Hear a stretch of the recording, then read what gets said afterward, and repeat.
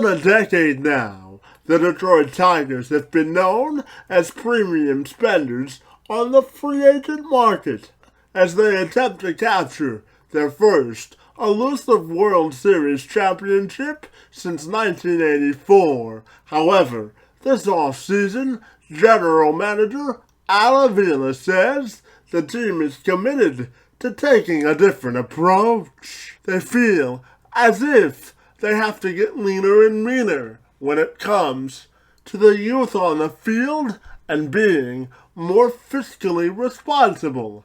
What does that mean for the current and future makeup of the club? I spent Friday chatting with Fox Sports Detroit's Johnny Kane as we covered an assortment of issues relating to the Old English D. First of all, Johnny, we want to take the opportunity and welcome you to the True Fan Advantage podcast, and we're excited to talk some Tigers baseball with you this morning. It's good to be with you, man. Very good to be with you. So when we look at what Al Avila said this offseason about the Tigers and their need to get leaner and meaner in terms of getting younger and more fiscally responsible, what do you think he meant by that statement at his end of the season press conference? Well, I think it's something you kind of built toward over the last couple of years. I mean, eventually you're going to have a different approach to the roster structuring. And, the price of doing business as they've done it in the past, it's going to have to be different. I mean, you had a $200 million payroll on opening day. And I don't think you can operate really in any profession with an open checkbook, for too long. I mean, at some point in time, you got to figure out, it'd be nice to have, the best player at every position, but sometimes just not realistic. So, it's not sustainable to continue to keep spending. So, in my opinion, they got a lot of money obviously wrapped up in some of the, the key cornerstone pieces. And I think what you got to look at now is an opportunity to build around the youth that you have on this roster. And for me, I look at the infield, you got Nick Castellanos, 24 years old. He's locking it down at third base. Jose Iglesias, he's 26. You got him at short. James McCann behind the plate, he's 26. And then the starting rotation, with the deals that they've made in the past, now you've got guys like Daniel Norris, 23, Matt Boyd, 25, Michael Fulmer, he's 23. So I think you've got a youthful infusion that they've been building toward over the last couple of years, and they do have a nice mix with some of the veteran guys. But I think right now, you kind of hang your hat on, on these young guys, give them an opportunity and continue to build that way, as opposed to continuing to try to build your roster through free agency with a lot of big dollar signings, and I don't anticipate any big name off-season acquisitions, like what we've seen here in recent past. So I think they're going to continue to work with the pieces they've got, and I still think it's a team that can contend. And what veteran players do you think may be on the chopping block this offseason? Well, I don't know, from a chopping block standpoint, I mean, there's a reason why these guys make some of those tough decisions. I think, it makes for good sports talk radio. People will talk about the money they have wrapped up from Miguel Cabrera and Justin Verlander. Would they be willing to move on from those guys? I don't think they will. I don't think that's realistic. So, I think those guys, I mean, the most jerseys you see down there at Comerica Park probably are Burr and Miggy. And, I think they're safe to continue to wear those in the near future. But I think the biggest one, in my opinion, obviously has been the ascension of J.D. Martinez, what he's done over the last 3 years. I mean, he's become a guy who can get you 25 homers, 80 RBI, and hit 300. So I think a guy like J.D. Martinez has better market value, and as much as you'd like to keep him pinned there in the middle of your lineup, I think he's a guy that fans have become a fan favorite here, but he's probably the player most likely to get you returns on the market. So I don't anticipate, them doing a long-term deal with JD, even though I think we'd like to have him here. I don't think there's any question about it. But when you look at his market value, he's a free agent after this season, and he's a guy who could, realistically get a, $130 million deal, multi-year deal, 5-6 years, somewhere around that neighborhood. So I think, I think he's a guy that maybe the Tigers look to move on. And I don't have any inside knowledge of that, but I'm just saying if you were to play armchair GM, I think he's one of those players where with his production, with his market value right now, if you wanted to get some young, controllable players in return, he's probably the one that would be most likely to be moved. And considering the Tigers have had this philosophy of winning at all costs and the World Series that's been the goal, and we've been talking about the need to get younger and leaner, do you think owner Mike Ilitch will refrain and sort of go along with that company line this offseason of getting younger and less payroll? Well, I'll tell you what, it's interesting, how we talk about it here, because I think in a lot of cities, you'd like to, you got some owners that are afraid to spend money, right? But that's not the case in Detroit. It's kind of funny how you'd have to say, you're trying to convince the owner not to, to go along with what the GM idea is. But I think, basically the way you have to look at it is, it's like solvency in business or anything else. I mean, you got to make sure that your assets outweigh your liabilities. So, not saying that any of the guys on the Tigers roster are liabilities, but what you want to make sure is that you can have long-term viability. So what that means is you can't continue to just keep spending, because at some point in time it will come crashing down. So it's just being responsible. I don't think necessarily, they're going to have a drastic pay cuts, but I think when you look at, again, a $200 million payroll on opening day, I don't think you're going to exceed that in 2017. You may not exceed that in 2018. It's just a smarter way of doing business. And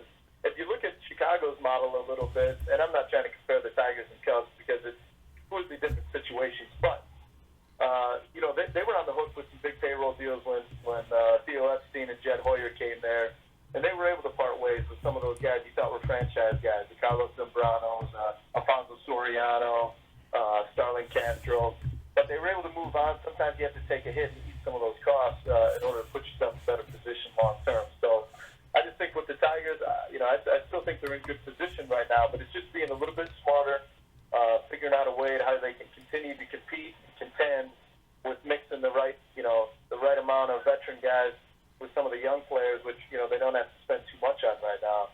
And, like last year, Avila spent the money and, or was given the green light, to spend, and they went out and spent some big money on it, Justin Upton and Jordan Zimmerman, probably the biggest names, of course, K-Rod as well. But, I think this year you kind of stick with what you got. They've got some decisions to make with some of those guys. But, listen, everybody's got to be rowing in the same direction. I'm sure Mr. I and Al and Brad and everybody else, have discussions about, where they want to go with this franchise. Now, besides the player movement this offseason, the biggest story so far this offseason has been the return of Brad Ausmus. So my first question in this subject would be are you surprised he's back? And what do you think we'll get out of Brad Ausmus in his fourth season as Tigers manager? Well, I think the first thing is the guys like to play for him. So, at the end of the day, that's what you want. He's obviously drastically different from, when Jim was here. But, this is an 86-win team, and it was the last, American League team standing outside of, the playoff picture. So when you look at the injuries, and, he's not going to make excuses for this club, and I'm just putting facts out there. The fact of the matter is, they had significant injuries to significant players, for a big part of the season, including J.D. Martinez, including Nick Castellanos, including Jose Iglesias, and the starting rotation with Jordan Zimmerman. They lost some guys for a lot of games, yet still, it was an 86-win team. Now, do they need to get to 90 wins? Sure.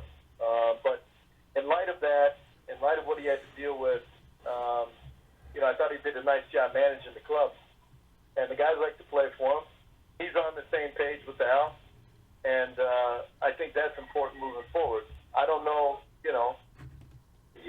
it's like in baseball you never know. You really don't. You really don't have a crystal ball of how things are going to play out long term. But I think he's the right guy to move this club forward with what they've got. I think a lot of fans, sometimes there's unrest, and I get it, and everybody's allowed to have that. But when you have unrest and say, man, we need a new manager, the biggest thing for me always is, what's your alternative? So tell me, give me a guy that's available that could do more than what he's done. And so I think when you really start to look at it deeper that way, you don't need to make change just to make change. Sometimes you have to do that in life, but I don't think when you're managing the baseball team, especially this team, I don't think you make the change. And I think he's excited to be back, and we'll see what they do. Obviously, this offseason will be big, but you miss the playoffs 3 years in a row, that wouldn't be good. So I'm optimistic moving forward, though.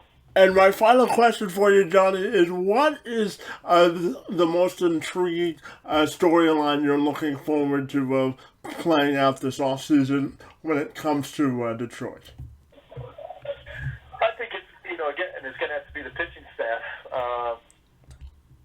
I think you still feel good about your lineup, even if you do lose J.D. Martinez, and I'm not saying it's going to happen, but if that, that is a possibility, where you're going to have to figure out what you do from an offensive production standpoint. You can plug in a Tyler Collins or Stephen Moya and right, but as far as the bat production, what are you going to get in the middle of the lineup if you were to lose a player of JD's caliber? But for me, the biggest deal is how do they handle the rotation again? And, again, 2 years ago, let's be honest, nobody knew, nobody here in Detroit was talking about Norris, Boyd, Fulmer, and if somebody said, yeah, those are going to be your three cornerstone pitching pieces moving forward, to supplement, a Justin Verlander, I think people would say, well, wait a minute.